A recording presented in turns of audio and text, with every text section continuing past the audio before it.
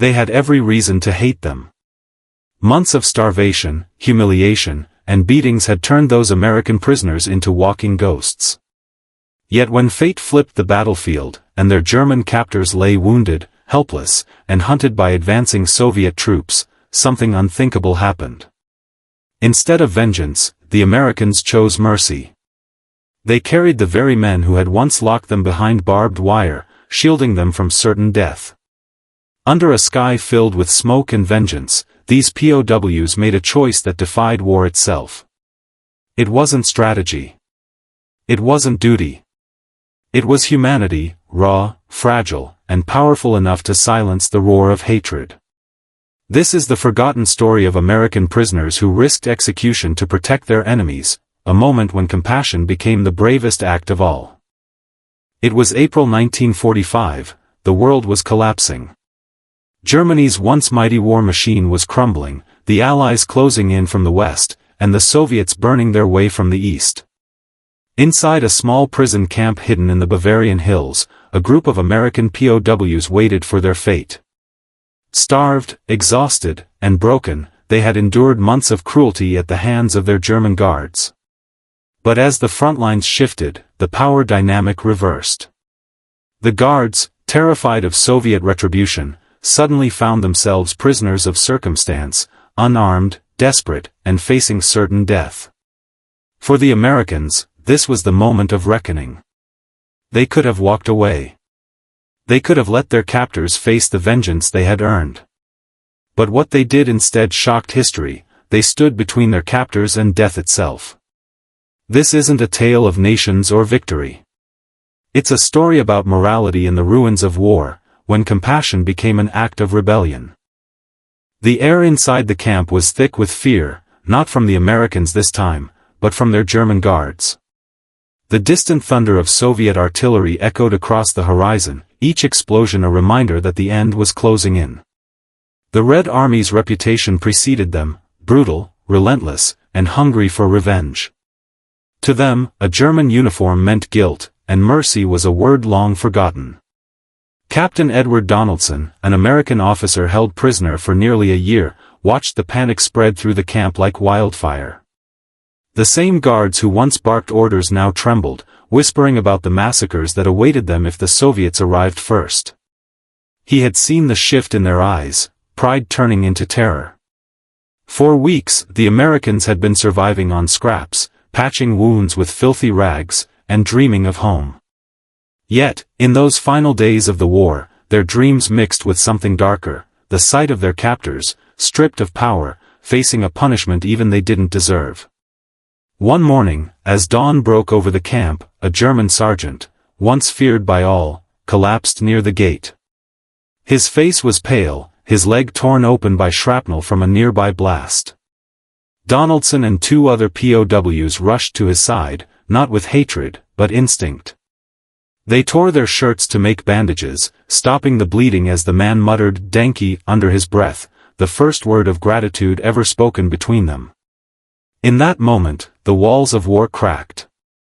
The Americans began to see the Germans not as monsters, but as men, trapped in a nightmare of their own making. Some guards confessed they never wanted this war, others spoke of families they hadn't seen in years. The POWs listened, silently realizing that suffering wore the same face, no matter the uniform. Rumors soon reached the camp that Soviet tanks were less than 2 days away. The German officers knew what that meant: execution without trial. They begged the Americans to flee, to save themselves before it was too late. But the Americans saw something else, a chance to prove that compassion could survive even here, in the ashes of humanity. As the sun set on that final day, the prisoners and their former captors shared one last meal: thin soup, a few crumbs of bread, and a silence heavy with fear. None of them knew what the next sunrise would bring, but one thing was certain: choices would be made that night, choices that would define their souls forever. Night fell over the camp like a black curtain, swallowing what little hope remained. The faint rumble of tanks echoed in the distance, Soviet armor rolling through the shattered German countryside. Each minute brought them closer. Inside the barracks, the Americans sat in silence, their faces lit only by the flickering glow of a dying lantern. For months, they had dreamed of liberation. But freedom now stood on the edge of a knife, tangled in a choice none of them could have imagined. Captain Donaldson leaned against the wall, staring at his worn boots. Across from him sat Sergeant William Hayes, a wiry man from Kansas who had once sworn that if he ever got the chance, he'd put a bullet in every crowd alive. Yet now, even Hayes looked uneasy. "They'll kill them," Hayes muttered, his voice low. "Every one of them." Donaldson didn't answer. He didn't need to. Everyone in that room knew what was coming. The Soviets were famous for what they did to German soldiers, and to anyone seen helping them. From outside came a desperate knock. One of the guards, a young German barely 20, stumbled in. His face was smeared with soot, his hands trembling. He dropped to his knees. "Bit, help us," he said in broken English. "They come soon. Kill all. Please." A long silence followed. The Americans exchanged glances, torn between fury and pity. This was the same man who had shouted orders, who had pointed a rifle at them every morning. And now, he was begging for his life. Donaldson rose slowly. "You're asking us to protect you," he said, disbelief in his voice. The German nodded, tears streaking the dirt on his face. "I have wife, baby. I do not want to die." Outside, the wind howled through the broken fences, carrying with it the distant thunder of war. The world was collapsing, and inside this tiny prison, the line between enemy and friend had blurred beyond recognition. That night, the Americans gathered to decide. Some wanted to turn the Germans over to the Soviets, to let them face the justice they deserved. Others argued that mercy, even for an enemy, was what made them human. Hayes slammed his fist on the table. "Mercy," he barked. "After what they did to us? You call that mercy?" Donaldson met his eyes. "If we do nothing, we become them," he said quietly. "We've already lost enough of ourselves in this war." The room fell silent again. The decision wasn't about politics or orders, it was about conscience. When dawn broke, the choice had been made. The Americans would lead their captors, the wounded, the terrified, the guilty, away from the camp, toward the safety of the advancing American lines. It was madness. If the Soviets found them helping German soldiers, they'd all be executed on the spot. But they went anyway. They tore up old bedsheets to make bandages, used wooden planks as stretchers, and gathered what little food they had left. There were no orders, no plans, just men doing what felt right in the ruins of a broken world. As they moved out, the forest around them seemed alive with tension. Smoke from burning villages drifted through the air, and every echo sounded like death closing in. The Germans, once proud and commanding, now leaned on the very men they had imprisoned. And the Americans, frail, starving, but resolute, carried them through the darkness. Hours later, they reached a crossroads littered with the wreckage of war, abandoned carts, shattered helmets, and the bodies of those who hadn't made it. A distant explosion shook the ground, and a flash lit the sky behind them. "Keep moving," Donaldson ordered, his voice steady though his legs trembled. "We're almost there." Behind him, the German sergeant limped, clutching his side. He looked at Donaldson and whispered, why do you help us?" Donaldson didn't look back. "Because someone has to stop the hate," he said. "It has to end somewhere." By the time they reached the river, the final barrier before the American lines, the sound of Soviet engines roared behind them. The Americans pushed the Germans forward, shouting for them to cross first. Bullets began to whistle through the trees. One German stumbled and fell, crying out in pain. Hayes, the same man who had sworn vengeance, ran back through the gunfire, dragging him to safety. When they finally made it across, the first American patrol appeared on the opposite bank, rifles raised in confusion. To them, it looked like a group of German soldiers advancing, until they saw the ragged uniforms of the POWs shielding them. Donaldson fell to his knees, gasping, as the chaos subsided. He looked around at the faces of the men, American and German alike, alive, trembling, and human. For a moment, no one spoke. War had taken everything from them, their strength, their dignity, their innocence. But in that act of mercy, they reclaimed something the war could never destroy, their humanity. The forest was on fire. Not from flames, but from war. Soviet shells screamed overhead, bursting in the distance like thunderclaps. Trees shattered, the ground trembled, and the sky glowed an angry red. The Americans pressed forward through the chaos, dragging their wounded and the terrified Germans toward the riverbank. Every second was a gamble. They knew that if the Soviets spotted them together, Americans and Germans side by side, there would be no questions, no mercy. They would all be cut down where they stood. Captain Donaldson stumbled through the mud, his hands raw from carrying the injured. Behind him, Sergeant Hayes struggled to support the German sergeant who could barely walk. The man's uniform, once a symbol of power, was now torn and bloodied. The roar of engines grew louder. Soviet half-tracks appeared at the far end of the valley, their headlights slicing through the smoke. Shouts echoed in Russian. Orders. Warnings. Death on the move. Get down. Donaldson hissed. The men dove behind a fallen tree trunk as tracer fire ripped through the air, snapping branches and spraying dirt. The Americans huddled close, the Germans clutching their helmets, waiting for the inevitable. Hayes looked at Donaldson, his eyes wide with disbelief. "We can't run forever," he said. "They'll see us." Donaldson's mind raced. If they were discovered, every man here would die, including the ones they were trying to save. And yet, the thought of abandoning the Germans felt impossible now. Somewhere along this journey, the enemy had become human. He looked around, a shattered cart lay nearby, half buried in mud, its wheels still intact. An idea sparked. "We'll use it," he said. "Get the wounded inside. We move through the smoke, stay low. If we reach the river, we're safe." No one argued. They moved like ghosts, silent and desperate, pushing the cart through the broken forest. The sounds of gunfire grew fainter as the Soviets pushed west, hunting German survivors elsewhere. For a moment, it seemed as if fate was giving them a chance.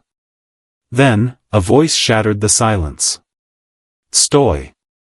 Stop!" 3 Soviet soldiers emerged from the trees, rifles raised. Their eyes darted between the uniforms, American khaki and German gray. Confusion flickered for only a second before one shouted something in Russian, his finger tightening on the trigger. Donaldson stepped forward, hands raised high. "Amerikansky," he yelled. "U.S. Army. Prisoners of war." The Soviet paused, suspicion etched on his face. One of the Germans coughed, blood spattering the ground.